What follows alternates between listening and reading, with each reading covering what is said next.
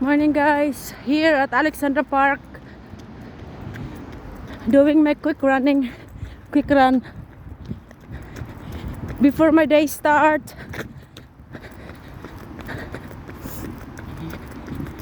Very cold today guys, freezing cold, but it's perfect day to run.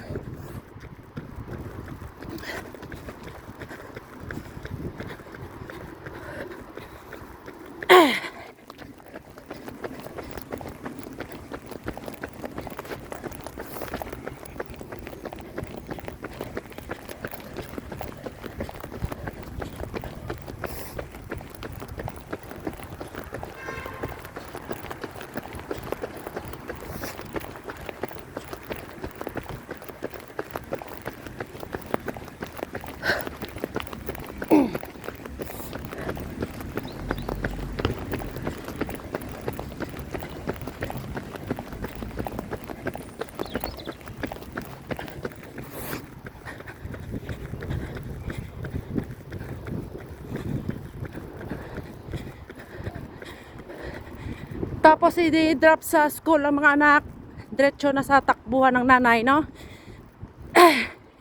Ganyan yung routine natin guys, daily routine, no?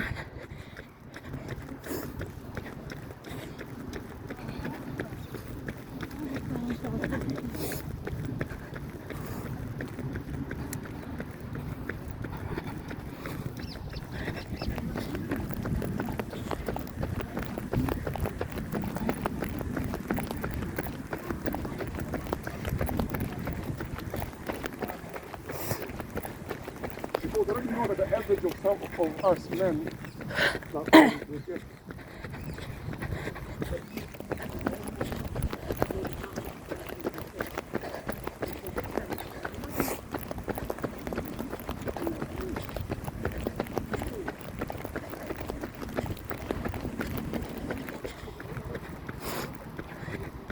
Monday at Tuesday kasi walang nursery si Stefan. Either mag-homework ata yun yan or mag-long walking, no?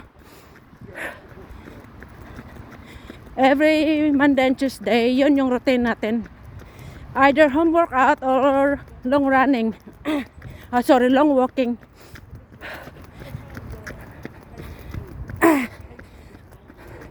Tapos Wednesday naman, long running talaga yun. Non-stop yun na long running. From i-drop si Stefan sa nursery hanggang i-pick up siya. Ayun. Ikot-ikot kung saan-saan dito sa Manchester. Tapos Thursday, running pa rin. Pero ano lang, pag nakapag-long running tayo guys sa Wednesday, pag Thursday, chill running na lang yun. Relaxing running, no? Chill lang, yung parang semi-jogging siya. Pag Friday, mix fast and slow running naman yun pag Friday, no? So ayan yung ating daily routine as a full-time mommy. And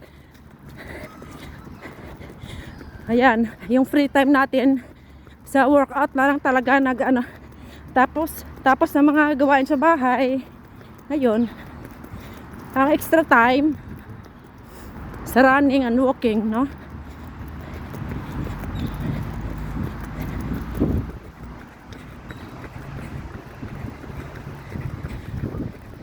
Napakalamig guys, grabe.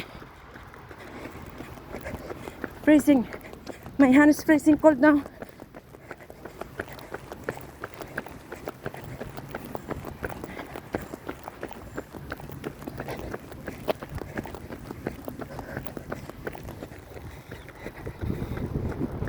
Pag mahilig ka kumain,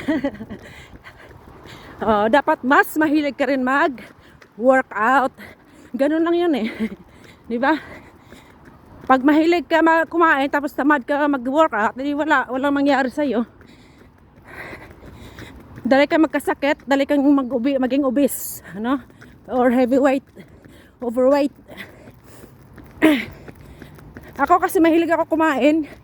Kaya ginagawa ko, dapat nilalagay ko rin sa isip ko, dapat mas lalo talaga akong maging masipag sa sa pag-workout, 'di ba? Kasi mahilig ako kumain eh. Dapat mas pa talaga ang pag-workout, 'di ba?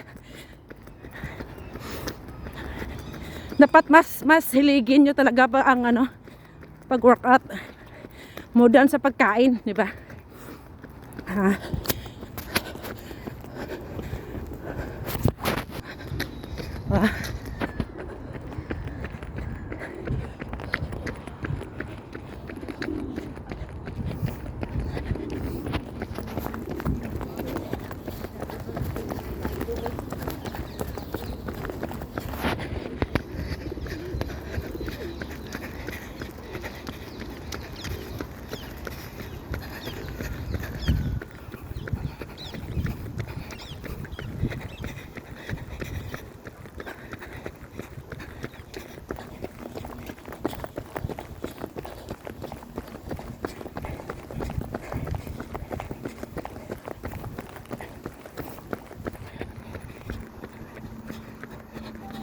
Lap 3.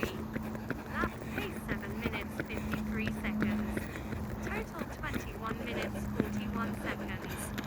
3 kilometers.